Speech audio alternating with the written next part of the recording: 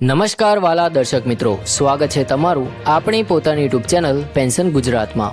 તો મિત્રો, આજે જે સમાચાર આપણે ચર્ચા કરવા જઈ રહ્યા છીએ તે દરેક પેન્શનર અને સરકારી કર્મચારી માટે ખૂબ જ અગત્યના છે અને કદાચ થોડાક ચિંતાજનક પણ બની શકે છે, કારણ કે લાંબા સમય સુધી જે મોંઘવારી ભથ્થા એટલે કે ડીએ વધારાની રાહ જોઈ રહ્યા હતા તે અંગે ગઈકાલે યોજાયેલી મહત્વપૂર્ણ કેબિનેટ બેઠકમાં કોઈ પણ પ્રકારની જાહેરાત કરવામાં આવી નથી અને આ એક એવો મુદ્દો છે જેના કારણે લાખો લોકોની આશા પર પાણી ફરી વળ્યું છે। તો મિત્રો, આ આખી પરિસ્થિતિ શું છે, આગળ શું થઈ શકે છે અને તમને આ પરિસ્થિતિમાં શું સમજવું જોઈએ તે આપણે આજના આ વિગતવાર વિડીયોમાં સમજવાના છીએ, એટલે આ વિડીયોને અંત સુધી જરૂરથી જોતા રહેજો। તો મિત્રો, જો આપણે છેલ્લા કેટલાક વર્ષોની વાત કરીએ તો સામાન્ય રીતે દર વર્ષે માર્ચ મહિનામાં કેન્દ્ર સરકાર દ્વારા મોંઘવારી ભથ્થામાં વધારો જાહેર કરવામાં આવતો હતો। આ એક એવી પરંપરા બની ગઈ હતી કે કર્મચારીઓ અને પેન્શનરોને ખાતરી રહેતી કે માર્ચ મહિના સુધીમાં તેમને વધારાની ખુશખબર મળી જશે, પરંતુ આ વખતે 2026માં પરિસ્થિતિ થોડી અલગ જોવા મળી રહી છે।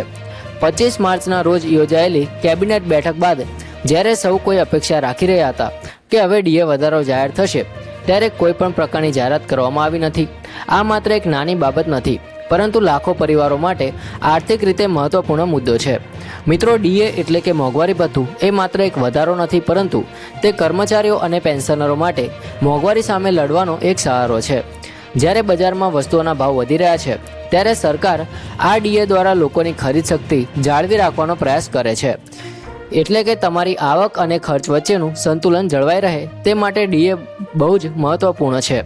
પરંતુ જ્યારે આ વધારો સમયસર જાહેર ન થાય ત્યારે સ્વાભાવિક રીતે ચિંતા વધે છે। મિત્રો, આ વખતે ખાસ કરીને જાન્યુઆરી 2026થી લાગુ થનારો ડીએ વધારો પહેલેથી જ વિલંબમાં છે। સામાન્ય રીતે 1 જાન્યુઆરી અને 1 જુલાઈથી વર્ષમાં 2 વખત ડીએમાં સુધારો કરવામાં આવે છે, પરંતુ હવે માર્ચ પૂરો થવામાં આવ્યો છે પણ કોઈ નિર્ણય લેવામાં આવ્યો નથી। આથી દરેકના મનમાં એક જ પ્રશ્ન છે કે હવે આગળ શું થશે? શું સરકાર આ નિર્ણય ટૂંક સમયમાં લેશે કે પછી વિલંબ વધુ લાંબો ચાલશે? મિત્રો, મીડિયા રિપોર્ટ્સ અને આંકડાઓ મુજબ આ વખતે લગભગ 2% જેટલો વધારો થવાની સંભાવના દર્શાવવામાં આવી રહી છે, એટલે કે હાલ જે 58% ડીએ મળી રહ્યું છે તે વધીને 60% થઈ શકે છે। આ સાંભળવામાં કદાચ નાનું લાગે, પરંતુ તેની અસર ખૂબ મોટી હોય છે, કારણ કે ડીએમાં દરેક ટકાનો વધારો લાખો લોકોના માસિક આવકમાં સીધો ફાયદો લાવે છે। ખાસ કરીને પેન્શનરો માટે તો આ વધારો તેમના રોજિંદા જીવનમાં ખૂબ જ મદદરૂપ થાય છે। મિત્રો, એક વધુ મહત્ત્વની બાબત સમજવાની છે કે આવનારા સમયમાં 8મા પગાર પંચની ચર્ચા પણ શરૂ થઈ રહી છે અને સામાન્ય રીતે જ્યારે નવું પગાર પંચ આવે છે ત્યારે ડીએના સ્તરને ધ્યાનમાં રાખીને ફિટમેન્ટ ફેક્ટર નક્કી કરવામાં આવે છે, એટલે કે જો ડીએ 60% સુધી પહોંચે છે તો તેની અસર ભવિષ્યમાં તમારા પગાર અને પેન્શન બંને પર પડી શકે છે। એટલે આ માત્ર આજનો મુદ્દો નથી, પરંતુ તમારા ભવિષ્ય સાથે પણ જોડાયેલો છે। મિત્રો, હવે પ્રશ્ન એ છે કે સરકાર આ નિર્ણયમાં વિલંબ કેમ લઈ રહી છે?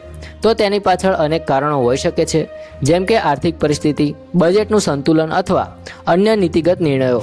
પરંતુ આ તમામ વચ્ચે સામાન્ય માણસ માટે સૌથી મહત્ત્વની બાબત એ છે કે તેને સમયસર તેની મહેનતનો યોગ્ય હક મળે, અને જ્યારે આમાં વિલંબ ન થાય ત્યારે અસંતોષ સ્વાભાવિક છે।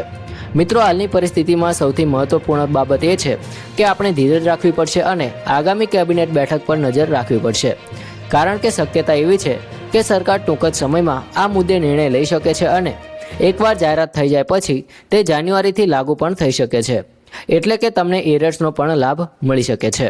મિત્રો, આ પરિસ્થિતિમાંથી એક શીખ પણ મળે છે કે આપણે માત્ર અપેક્ષા રાખીને નહીં, પરંતુ માહિતી સાથે સજ્જ રહેવું જોઈએ અને સરકારના દરેક નિર્ણયને સમજવું જોઈએ અને સમયસર અપડેટ મેળવતા રહેવું જોઈએ, જેથી જ્યારે કોઈ બદલાવ આવે ત્યારે આપણે તૈયાર રહી શકીએ। મિત્રો, હવે આ મુદ્દાને થોડું વધુ ઊંડાણપૂર્વક સમજીએ, કારણ કે ઘણા પેન્શનર મિત્રો અને કર્મચારીઓના મનમાં હજુ પણ ઘણા પ્રશ્નો ચાલી રહ્યા છે। ખાસ કરીને એક સવાલ તો દરેકના મનમાં છે કે જો ડીએમાં વધારો મોડો થશે તો શું તેનો સીધો આર્થિક લાભ અસર આપણા રોજિંદા જીવન પર પડશે? તો મિત્રો, તેનો જવાબ છે હા, પરંતુ થોડા સમય માટે જ, કારણ કે સામાન્ય રીતે જ્યારે ડીએમાં વધારો જાહેર થાય છે ત્યારે તે પછાત તારીખથી એટલે કે જાન્યુઆરીથી જ લાગુ કરવામાં આવે છે। એટલે કે જો સરકાર હવે એપ્રિલ અથવા મેમાં જાહેરાત કરે છે તો પણ તમને જાન્યુઆરીથી લઈને આજ સુધીનો એરર્સ મળવાની શક્યતા રહેશે। આ એક મોટી રાહતરૂપ બાબત છે, પરંતુ વચ્ચેનો સમયગાળો જ્યાં વધારાનો લાભ મળતો નથી ત્યાં સુધી થોડી તકલીફ સ્વાભાવિક રીતે પડી શકે છે. મિત્રો, હવે વાત કરીએ આ ડીએ વધારાનો વાસ્તવિક ફાયદો શું હોય છે.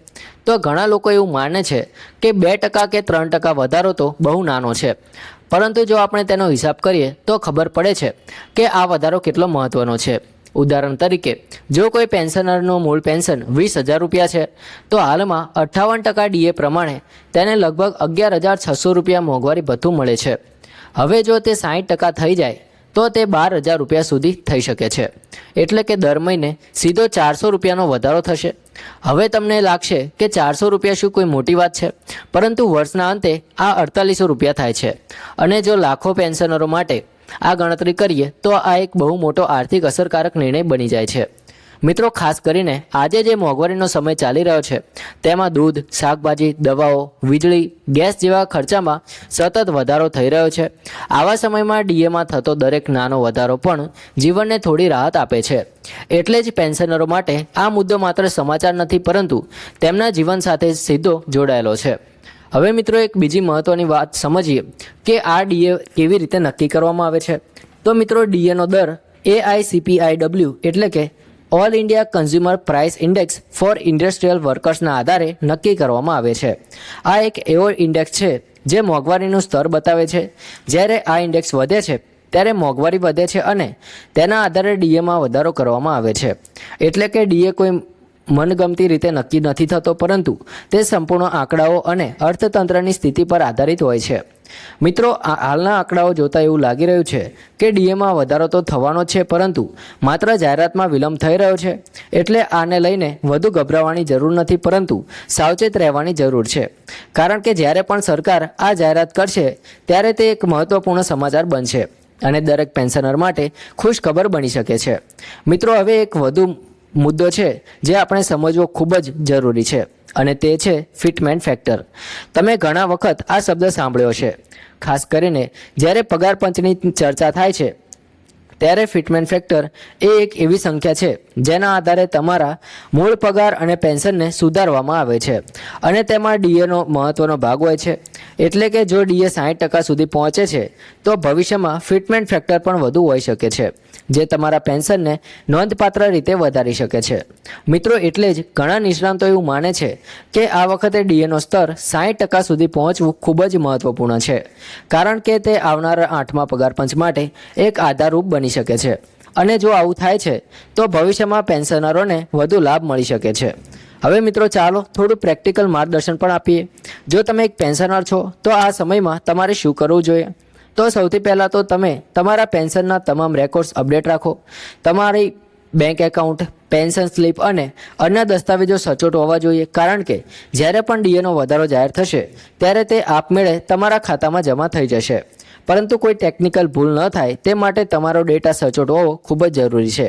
બીજી બાબત કે મિત્રો, તમે કોઈ પણ અફવા પર વિશ્વાસ ન કરો.